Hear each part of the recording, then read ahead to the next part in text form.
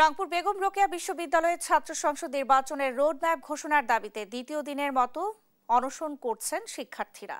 রোববার থেকে বিশ্ববিদ্যালয়ের প্রশাসন ভবনের দক্ষিণ গেটে এই কর্মসূচি পালন করছেন শিক্ষার্থীরা। মাঝরাতে 4 শিক্ষার্থী অসুস্থ হয়ে পড়লে চিকিৎসক এনে তাদের স্যালাইন দেওয়া হয়।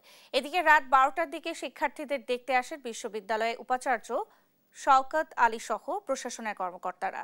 শিক্ষার্থীদের কাছে এসে অনশন ভাঙার আহ্বান জানান, কিন্তু শিক্ষার্থীরা দাবি আদায় না হওয়া পর্যন্ত অনশন ভাঙতে অপারগতা প্রকাশ করেন। উপাচার্য ডক্টর শওকত আলী বলেন, যত দ্রুত সম্ভব নির্ভুলভাবে আইন সংশোধন করে প্রজ্ঞাপন জারি করা হবে।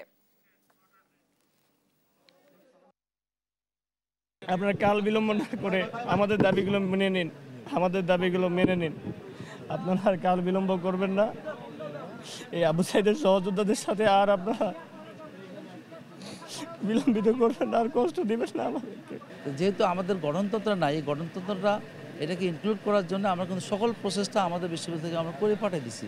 এখন যদি matter of time to finally আমাদের এই গেজেটটা প্রকাশ হয়ে গেলে আমার মনে হয় যে ছাত্রদের যে দাবিটা এটা আমরা পূরণ করে আমরা আমাদের রোডম্যাপ ঘোষণা করব।